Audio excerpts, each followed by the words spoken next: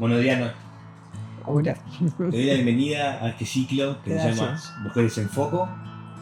Y quería comenzar una primera pregunta, que es, si tuvieras que describir tu relación con la fotografía en una sola palabra, ¿cuál sería? A esta altura es mi vida. Muy Es bien, mi es vida. Y a pesar de que me empecé a dedicarme a la fotografía un poco tarde, ¿no? A los 25 años.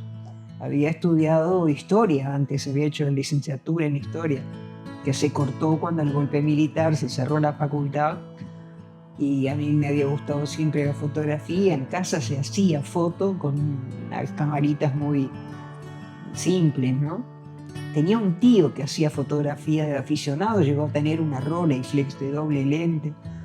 Y era un mundo que a mí me tentaba, ¿viste? Me tentaba. Aparte, mi vieja no era muy de mostrar fotos, como que tuvo una juventud muy complicada y el pasado no lo quería revolver. Entonces yo buscaba fotos, ¿viste? Hurgaba, era una cosa que me tentaba, pero jamás me imaginé que iba a terminar fotógrafo. Era impensable, ¿viste? Me anoté en el fotoclub porque, bueno, se había cortado la carrera, mi madre estaba muy enferma, mucho no la podía dejar sola. Y quiero entrar al fotoclub. Y ahí me quedé. Pero, además de fotógrafa, sos una pensadora de la imagen. ¿Cómo te definís hoy? Y como pensadora de todo. Soy muy... Siempre estoy como tratando de entender las cosas, buscando explicaciones. Ahora mismo que no puedo trasladarme, ¿no? Ahora estoy sentada con ustedes, pero recién empezando a caminar de nuevo. Eh, Vivo buscando noticias, abro diarios de acá, de allá, o sea, siempre estoy como meditando y tratando de comprender y de enterarme y de estar activa, ¿no? Y con un sentido crítico. Por algo no es casual que yo pasé muchos años, unos cuantos, escribiendo críticas de fotografía, Claro. ¿no? O sea, justamente viendo una exposición, tratando de entender qué quería hacer el autor con la muestra, o sea, y escribir no para destruir, ¿no? Sino para tal vez ayudar a los lectores y lectoras para que entiendan un poco más de qué iba la muestra, ¿no? ¿Y qué surge primero en vos? ¿La necesidad de crear o de comprender la imagen? Comprender la imagen creo que viene después. Pero la creación, sabes que es un proceso muy interesante. Cada quien crea de otra manera. Hay gente que piensa mucho la foto antes, ¿no? Que se propone un tema y empieza a girar, investiga en ese tema. Y yo lo hice durante un tiempo, pero después me daba cuenta que las fotos más intensas que lograba eran aquellas que había descubierto, o que no esperaba encontrar, porque me hacía entender más cosas de mí que no eran conscientes. Claro. ¿Viste? La fotografía prepensada no, de alguna manera resguarda al fotógrafo porque sabe que va a estar dentro de lo que ya quería decir. ¿Ves? Pero lo bueno es cuando vos descubrís cosas tuyas. ¿Por qué saqué esto? Y a veces pasás tiempo largo sin entenderlo. Y un día te pasa algo, viste algo y decís, mirá por dónde venía. Eso es maravilloso, ¿viste? Y no tenés por qué ser muy explícita, ¿no? Porque de última, lo que dice de mí me sirve a mí. Lo bueno es que también permita que los que miren la foto saquen una conclusión propia, ¿okay? Que salga de su memoria, de sus experiencias. Ahí es cuando la foto abre un camino que de alguna manera despierta cosas en los otros. Claro. El lenguaje visual no estamos entrenados, no nos enseñan a leer imágenes, nos enseñan a leer palabras, ¿viste? Pero cuando te enseñan a leer una imagen, es maravilloso el mundo que se te abre. Sí. Y esto que decís de leer la imagen, ¿lo aprendiste cuando fuiste a estudiar a nivel internacional? ¿O fue una creación tuya que fue creciendo dentro de ti? ¿O fuiste estudiando por tus propios medios? Mira, en el fotoclub al que yo entré en el año 74, el énfasis estaba dado en la parte estética, compositiva, técnica, ¿no? No nos enseñaban tanto a explorar en nuestra forma de mirar. Es más, cuando se armaba una muestra mensual después de cada concurso, porque los concursos tenían tema fijo, si te habían aceptado 3 fotos, no te las ponían juntas. Te las repartían en la muestra en general, porque se le daba interés más bien al paseo que la gente podía hacer mirando las fotos, viendo una cosa, viendo otra, saltando a otra. O sea, era más un paseo visual. Cuando en realidad lo interesante es poner las fotos de una misma persona juntas para que vos ates una frase, ¿viste? Para que conozcas algo de esa mirada, de esa persona, de ese fotógrafo o fotógrafa. Entonces, creo que ese fue el gran cambio que propiciamos con Dina Pintos. Dina Pintos de Del Castillo, que fue maestra de mi generación, pero una mujer con una cabeza abierta, lúcida, actualizada. Estaba estudiando Photoshop antes de morir y era el año 2000, no llegaba al año 2000 y ella ya estaba en el Photoshop. Y con Dina un día dijimos, yo sobre todo cuando llegué a esa escuela en la que estudié en California, que yo creía que iba a ser una cosa académica, que me iban a enseñar mucha técnica y todo. Me enseñaron, sí, técnica, sobre todo en un rubro que a mí me costó, que fue la fotografía color. Yo tenía una tranca con el color, que era mía, personal, ¿no? Y con un profesor excelente, que nunca dejo de mencionarlo, Jack Fulton. El tipo era autodidacta, era el único docente de esa escuela que no tenía título universitario. Pero era un lector de imagen de una sensibilidad que te dejaba así la cabeza. Sacaba un mundo de cada foto. Y ahí empecé a rastrear el color y ya no me pudieron separar. Y cambiando un poco más de tema, ¿cómo era el ambiente artístico cuando vos comenzaste acá en Uruguay? Mira, la fotografía no tenía mucho contacto con otras artes, salvo Norberto Barbot, por ejemplo. Fue un fotógrafo veterano anterior a la generación de Dina, que era pintor también y que tenía un poco ese costado, pero en general se veía la fotografía muy técnica, ¿no? No importaba qué lente tenías, qué cámara, con qué revelabas, si era con Ilford o con HC110 o con, fórmulas. No se le prestaba tanta atención a la autoría, al lenguaje. Y creo que eso fue el cambio más grande que mi generación ayudó a sacar a luz, ¿no? Tanto todos los que hicimos docencia después, ¿no? Borgonde, Roberto Schettini, Mario Schettini, la misma Dina, Ana Casamayú, cuando vino la generación que había estado en el exilio en el 85, claro, vino gente también formada en el exterior, ¿no? Jorge Ameal, Daniel Caselli, mucha gente nueva. Casamayú había estado en México, o sea, venían con con todo el bagaje, ¿no?, que habían traído Carlos Contreras, y, y empezó a darse más interés a la palabra de la imagen, las palabras que hablan la imagen.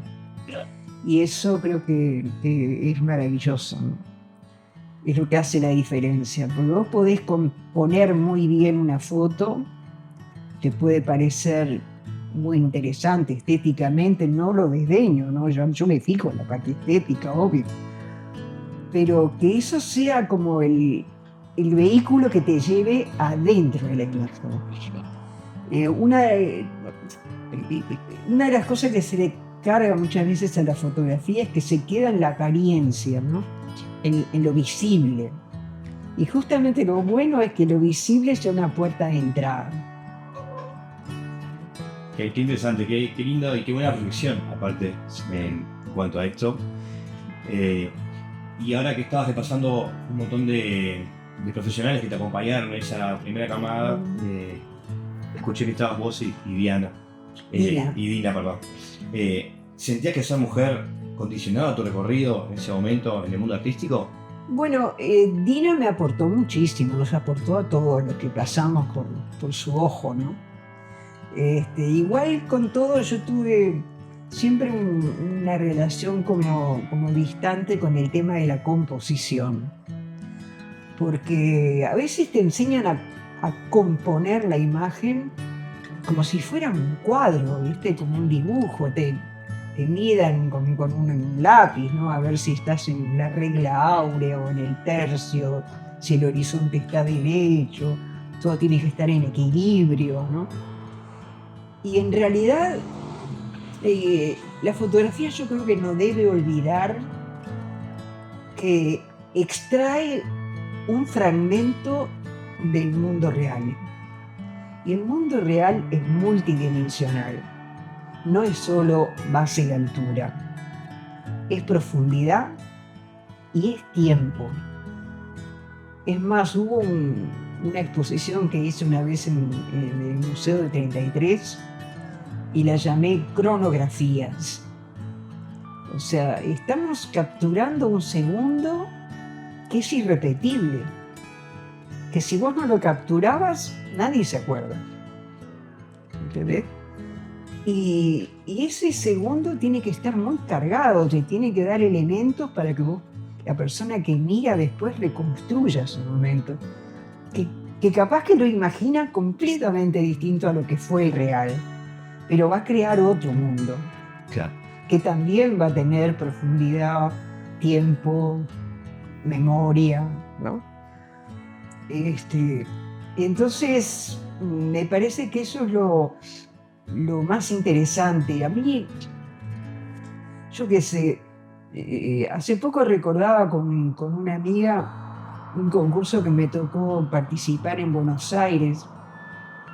Iba mandada por el Fotoclub, ¿no?, que era un concurso sobre la mujer, casualmente, pero a nivel latinoamericano, ¿no? Y una de las que estaba en el jurado era Sara Facio, que era una monstrua, ¿no?, una fotógrafa de las grandes, había sido directora del teatro, de la fotogalería del Teatro San Martín, tenía una editorial fotográfica, palabra mayores, ¿no? Pero una mujer muy formal, ¿no? Y en un momento, como en casi todos los concursos, te van mostrando las fotos y si a uno del jurado le gusta, la elige. Si no hay más, bueno, va a integrar la exposición grande, ¿no?, para premio, ¿no? Pero si no le gusta a nadie, se descarta. Y bueno, fueron pasando fotos y de repente vi una foto de un nenito que estaba a la orilla de un arroyo y tenía al lado una palangana llena de ropa lavada, que no se veía la madre, pero evidentemente la madre era la bandera. Y después el arroyo con los juncos y las astillitas y cosas. Pero el chiquilín estaba muy al costado y lo otro era todo el arroyo, ¿no? Y Sara la dejó pasar, ¿no? Yo la vi así, le digo, agarra un poquito, esa foto. Digo, mira, a mí esa foto por lo menos para exponer me gusta, pero esa foto está mal compuesta, me dijo. Fíjate todo lo que tiene de arroyo y el chiquilín pegado contra el borde. Le digo, bueno, pero eso significa mucho. Ese arroyo les da vida, les permite comer, ahí lavan, ¿no? Se bañan. Y me miró así y me dijo, el arte tiene reglas universales.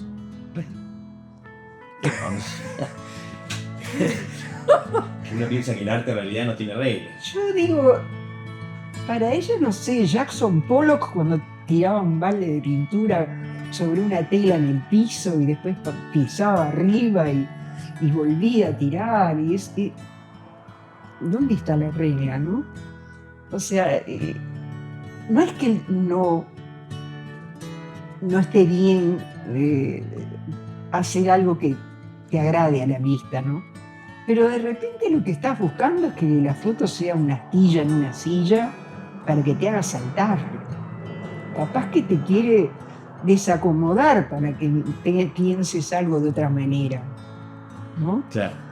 Entonces ser tan así, tan con orejera, ¿no? Ver las cosas solo de una manera. Estamos viviendo una época de mucha orejera, ¿no? Todo el mundo mira para allá, el otro para acá. Pero hay que ver. ¿Y qué es lo que buscas vos cuando haces una imagen? Mira, yo conscientemente no busco nada. Yo reacciono a lo que encuentro. Y si a veces veo un filón y quiero indagar un poco más, tal vez me le meta un poco más de pienso, ¿no? Pero para mí el pienso más interesante viene después. Cuando la foto está hecha y la foto te empieza a preguntar cosas y vos le empezás a preguntar. Ahí es donde vos entras a buscar y a encontrar. Pero antes que venga, ¿viste? Tenés que ser un radar abierto. Es como un astrónomo o una astrónoma que está buscando vida en el universo, ¿no? Enchufás los telescopios para todos lados y de repente ves una señal rara. ¡Ah! ¿Qué hay ahí? ¿Viste? ¿Por qué te gustó eso? Yo qué sé, no sé qué me transmite. Fue fuerte. Y Bueno. ¿Y para vos hay una diferencia entre hacer una foto y construir una obra? Y la obra la va haciendo el tiempo. O sea, vos te puede gustar más una que otra, pero capaz que la que más te gusta no queda, o porque a la gente no le transmitió nada y ahí quedó en tu cajón. Pues, ¿Viste? ¿Cuántas fotos que fueron sacadas por motivos documentales estrictamente de una escena, yo qué sé, de fotos emblemáticas de Miquelini y Gutiérrez Ruiz fueron sacadas en una sesión de parlamento? El tiempo es el que va revelando el valor de una obra. Y te estoy hablando de Cartier-Bresson, te estoy hablando de Salgado, de tanta gente. Miriam Mayer, no sé si escuchaste hablar, una mujer que fue niñera toda la vida y sacaba fotos. Y las fotos de ella se conocieron después que murió. Y cuentan la historia de Chicago, un mundo que ya no está, ¿no? Y hoy, bueno, estamos en los remates, copias de Vivian Mayer, la pobre murió en un residencial perdido ahí. La obra la hacen tiempo, no la haces vos. ¿Y cuál imagen sentís que mejor te representa? Yo qué sé, no sé. Creo que cada una refleja un ángulo distinto, una inquietud distinta. Capaz que entre todas arman un retrato, ¿no? Yo misma a veces miro fotos que antes no me decían nada, pero hoy me están diciendo cosas. No me quiero detener en una. Ahí están la foto de edades, la foto de la niña, que dicho sea de paso, hace menos de un mes me llamó la niña, que hoy tiene 52 años. tenía 5 cuando yo le saqué la foto.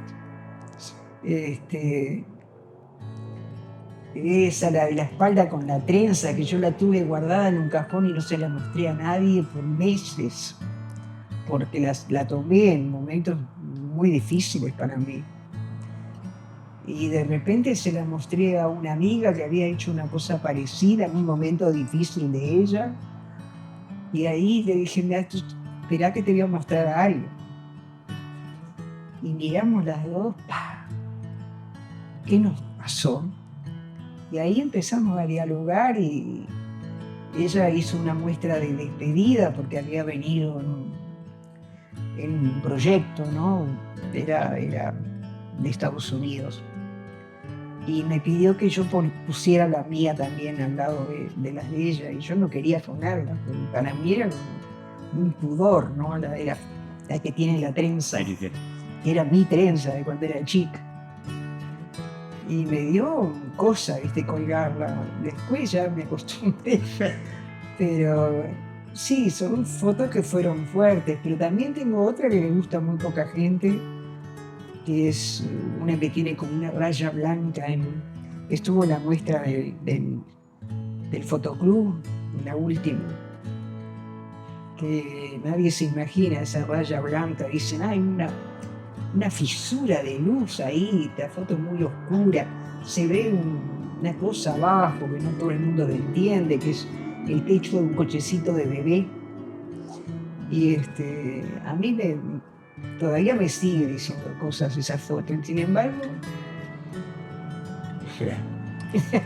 ¿Y qué crees que todavía le falta discutir a la fotografía uruguaya? Yo creo que se está descubriendo, ¿no? O sea, y hay una generación joven que habla de cosas que los viejos ya nos cuesta entenderlas, porque es un mundo distinto, ¿no? Hoy con el celular ya es otra historia la foto, ¿no? Ya la de la fotografía digital, toda aquella cosa del laboratorio, ¿no? Que nos daba sobre todo a las mujeres una cosa muy intensa, porque era una manera de dar a luz dentro del laboratorio, ¿no? De crear algo.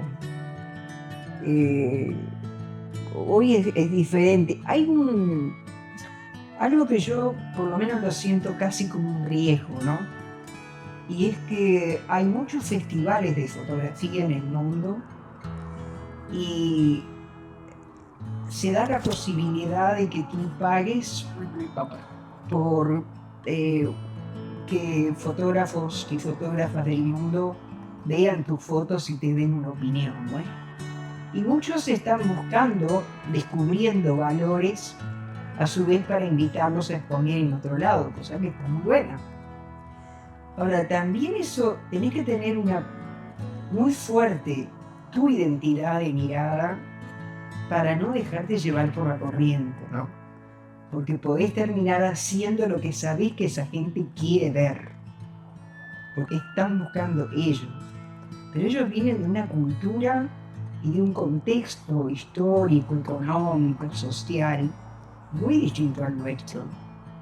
Yo creo que nosotros tenemos que mirar, si bien ahora el mundo está muy globalizado, las condiciones específicas de cada región pesan. Vos sos quien sos y todo el entorno, toda la historia de tu lugar. Y eso de alguna manera moldea, ¿no?, tu mirada. Entonces está muy bueno, lo mismo que me pasó a mí en la escuela en Estados Unidos.